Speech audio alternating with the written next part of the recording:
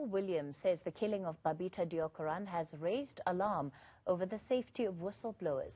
He further confirms that he fled South Africa last week Monday as he fears for his life.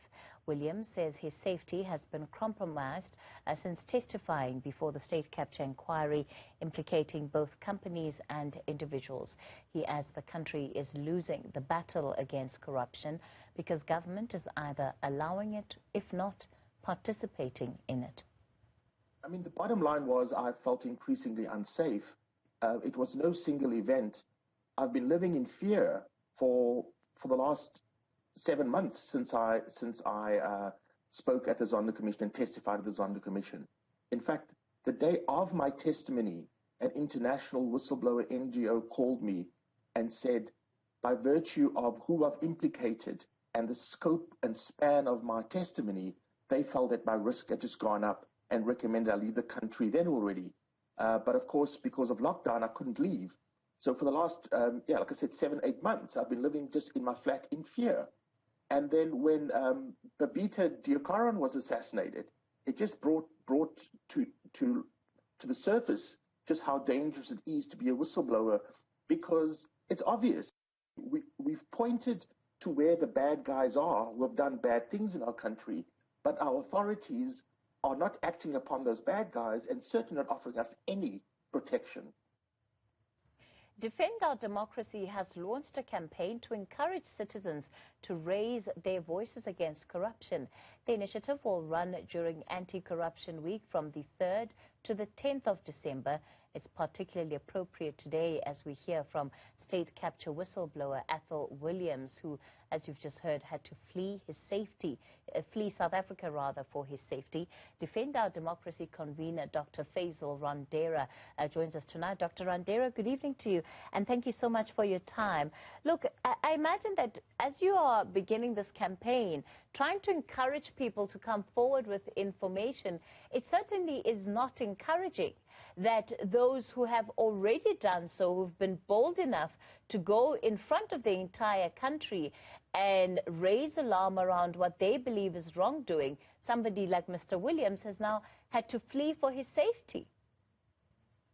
Well, Kathy, that is extremely sad that this has happened, especially after we've also had another whistleblower being killed in this province of ours.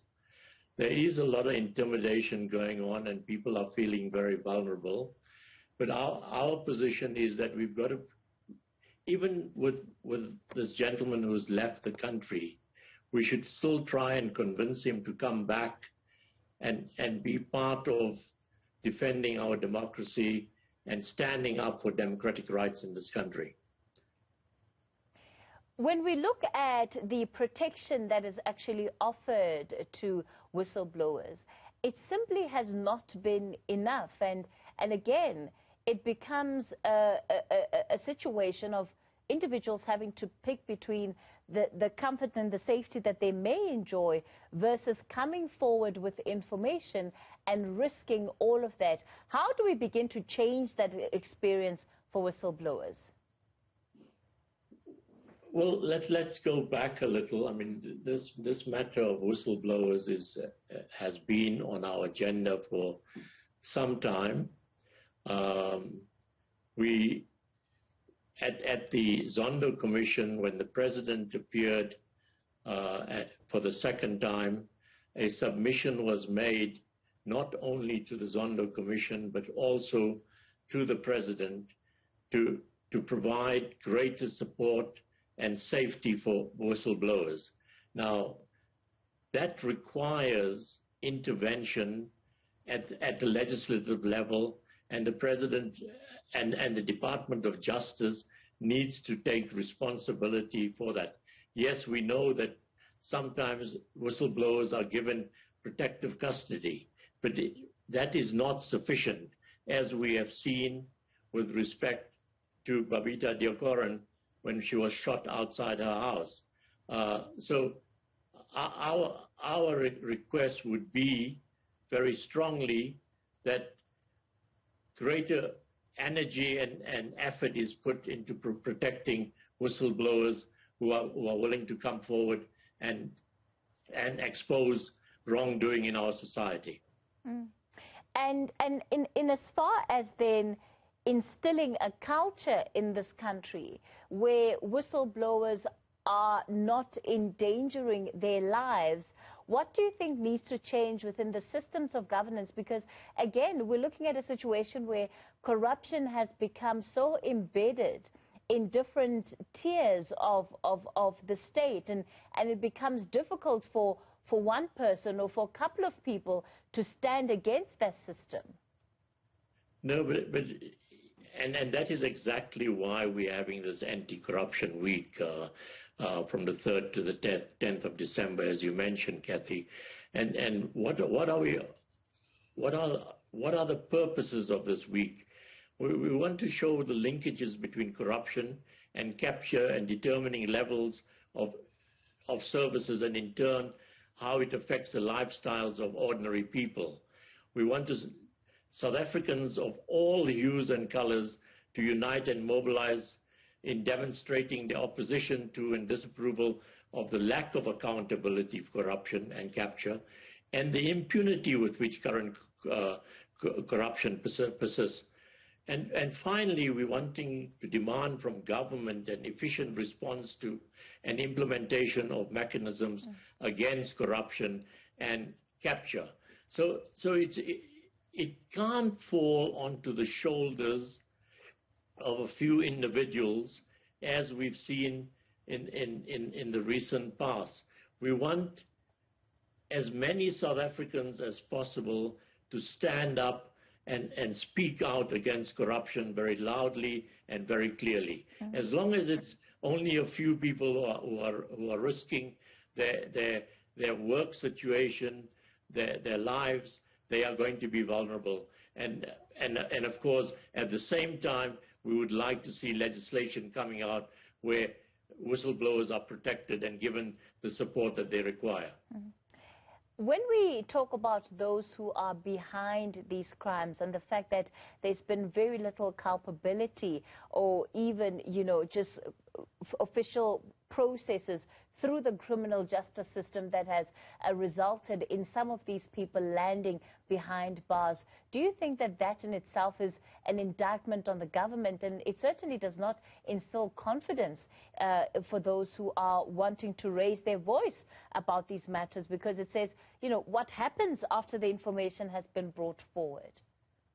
Well, that's exactly why it's so difficult in the circumstances that whistleblowers are facing presently, that we are not seeing an efficient response by the responsible departments in bringing people to book and to be accountable for what they're doing. So we are then left with almost the opportunity for gangsters to come out and to take the lives of whistleblowers.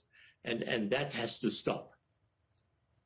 What else are you going to be doing as part of this campaign? So the broader element of raising awareness I see, but let's talk about the different state institutions that you would want to engage further, again, to ensure that the full chain of accountability is not interrupted in the way that we're seeing now, and resulting in people not really facing criminal charges for their actions. No, Kathy, honestly, what we would like to see from both, not only the private sector, but also the public sector, where lunchtime pickets are held, where discussions take place within the workplace on corruption, so that this becomes part of the diary of South African society. We've just gone through elections, and we are hoping, of course, that whatever we emerges through the electoral processes, that corruption does not take second fiddle now that elections have taken place. So we want to see lunchtime pickets taking place by health workers, by public servants in different departments at national, provincial, and local government level. We want to see businesses possibly taking a pledge and having discussions in the workplace around corruption. We want to see public servants taking it upon themselves to report corruption on the corruption hotline.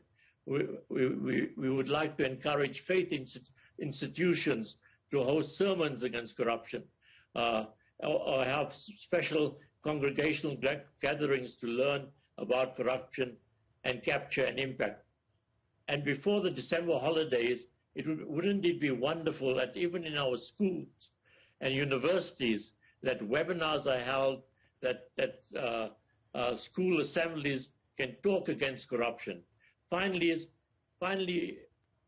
for pickets to take place in communities, and that can happen in different ways, where people can even put orange ribbons around trees or poles to identify with an anti-corruption message that Defend Our Democracy are putting out.